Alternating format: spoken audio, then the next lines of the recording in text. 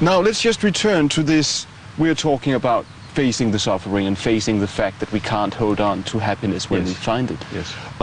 What is the next step? Once we have realized that these are our problems, what do we do then? Then actually we seek for the real happiness. Right. Yes. And that is which is not being infested or not being polluted by those three emotions. Greed, ignorance, and anger. Yes. Right. Is that possible to be completely liberated from them? It is a difficult process, it's a long process in some ways, but yes, it is very much possible for everybody. Yes. Are you liberated from them yourself? Well, what do you think?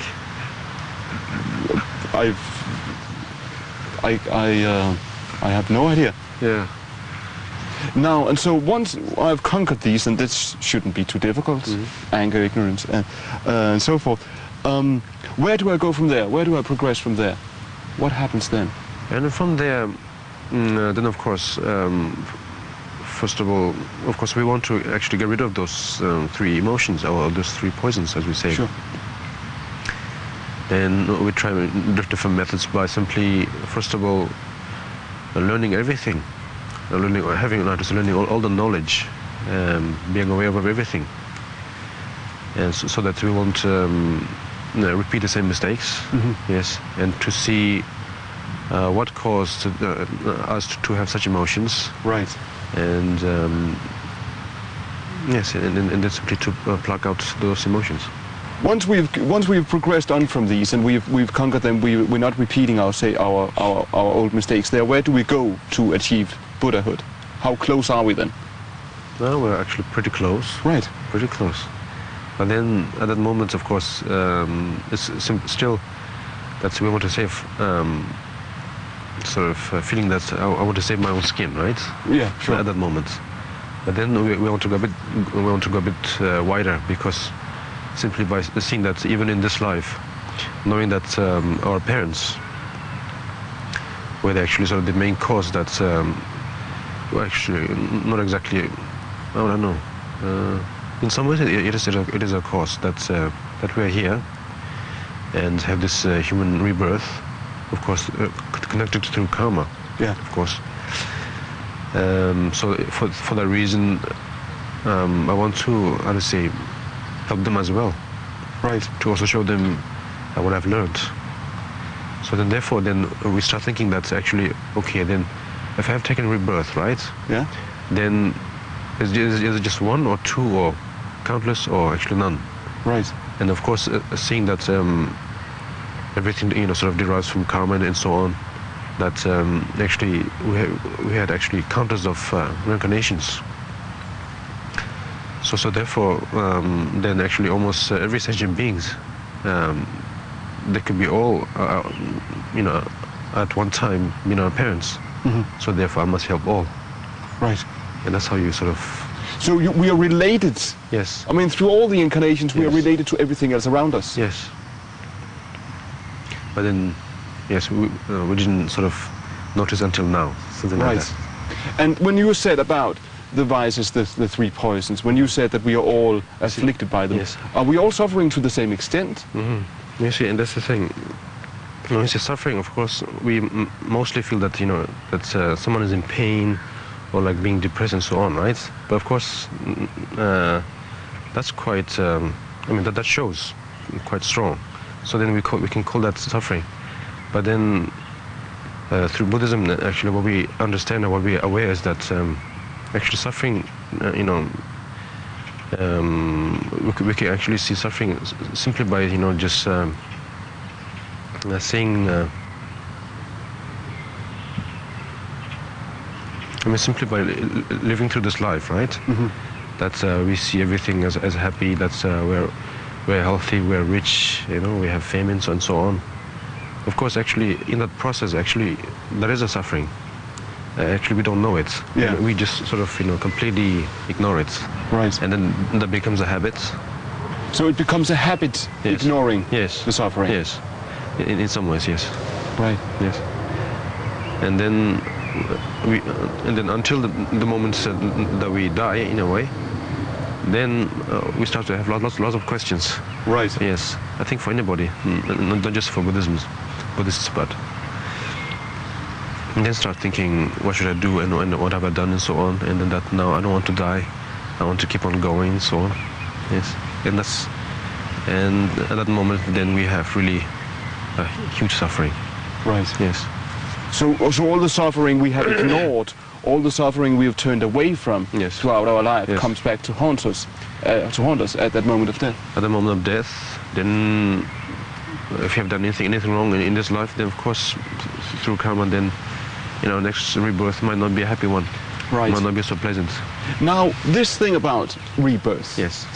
When I die and I go Yes. into death, Yes. is it correct that it's very important for Buddhists what is my mental state at that point, what I feel like when I die? Uh-huh. That I should be clear-minded and I should be calm? Yes, of course. Because what happens if I'm not? If I'm not, then of course there's a stage where we call it bardo. Right. Yes. Sort of being dead from this life and not having still taken a birth, sort of being between.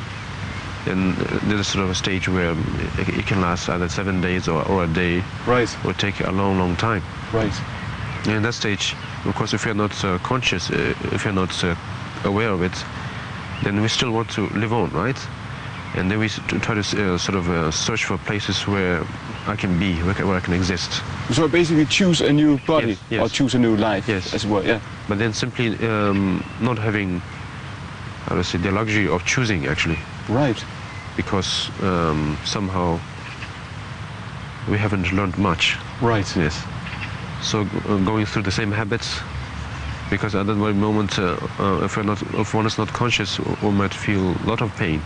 In that very moment, one might see things very, very cold, very dark, and so on. So naturally, our reaction would be to search for something warmer, nicer, cozier, and so on. So in that way, then we take such rebirths. So if I am confused when I die, I might make Yes, we're like a confused. hurried choice Yes. and Yes. become back Yes. like an insect or something, Yes. just in order to regain life in some Exactly. form. Yes. And if I have more clarity and more insight, Yes. I will make a more informed decision. Yes. Now, once we achieve Buddhahood, we wouldn't want to stay on the wheel of life, would we? No, we wouldn't want Right. to, but then we see that's why that for Buddha's ends, we call it also Bodhisattvas, Right. Yeah. beings. I'm sure you're aware of it, right? Sure. Yes. So then, for them, they will not actually want to actually to be enlightened, No. but They keep themselves from it. yes, but then they want to do more. Yeah. They want to help a lot more. Yeah. Through mainly by taking births as human being, or whichever way helps sentient beings. Is that what you are doing then? Are you choosing to come back? So yes, Right. for Karmapas, for their reincarnations, it's like that. Right. Yes, and of course, not just Karmapas, of course, but With the purpose of yes, teaching. yes, with the purpose of Everything, teaching, right. with the purpose of showing the way. Yes. What is the most difficult thing for a Westerner about Buddhism? About Buddhism.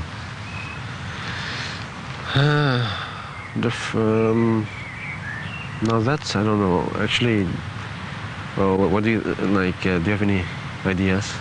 Well, I can think of two things. I think one very simple, which is a sort of materialistic thing, right? When you look at Buddhists, we all have this notion that you can do without a lot of sort of the material trappings and a lot of the things that we like and that we consider to be the good life. Yes. So I think that would be the simple one that everybody immediately thinks about. I think the other one, because the notion of reincarnation Yes. is attractive to many people, because it to many people death simply doesn't make sense, and so that is a brilliant way to make sense of death. But I think it goes right back to what we talked about the I, Yeah. that in being reincarnated Yes. I lose myself, or I lose my personality, I think that would be a major problem with Buddhism, to be able to accept the notion that I am not only even connected to everything else and everybody else, but part of everything else. Yes. I think that's difficult to understand. Difficult to understand because we have a sense of, yes, us being here. Yes. I'm this person. Yes, but you see, in some ways, yes, it seems like that. Yes, but then in a way, somehow we're trapped. We can't go on any further than that little circle. Right. Of I. And then having that feeling and that want, that sort of the greed that that I want to be such and such, so on, and then being reborn as in this form. Things are definitely impermanent. It will always go on. Such as we will take rebirth and we will die. And that's, of course, like you said, death is something that we cannot give up. I mean, that we don't want, for sure. And for that reason, then of course, we want to search we want to find a cure that if we can live longer, or I don't know, live younger or whatever, and so on. Is that what you see happening when you travel in America, when you travel in Europe? Do you think that?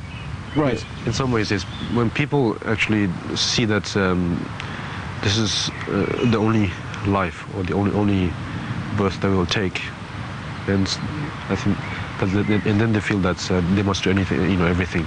Right. So everything has to be compressed inside this life. Yes. So if I become a Buddhist, I will realize that there is this life to do certain things, and then other things I can do in other lives. Yes. So it doesn't have to be compressed. Yes. Does this mean that there's also more suffering in the West today than there has been earlier, than there is in the East? Well, you see, it's quite balanced in a way. There's both suffering and also good qualities as well. Right. Yes. Such as if I talk about the qualities that through having open mind, which is very important. Right. Yes. To accept things, right? To accept such as new teachings and so on, new methods, and then to find a better way to help others and so on. Right. It is a great way. It is a great. It is a great thing. And then in other ways, such as I would say technology, which is one of the I think wonderful qualities of West. Could you tell us a little bit? I know it's difficult to describe nirvana. Yes. A lot of these questions it's difficult to talk about, because how does one describe it? But could you try to explain to us this sensation of being one with everything else, and of realizing and understanding the fact that things are different and have a different nature than what we see? Yes. What is that sensation? What is that feeling? That feeling.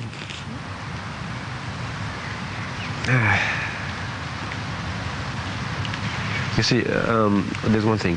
It's when we enter nirvana, or when we in that state, it's not like being one with everyone. It's because that's simply not possible to be one with everything. But it's just, in a way, it's very simple. We see things just like this, as we see everything.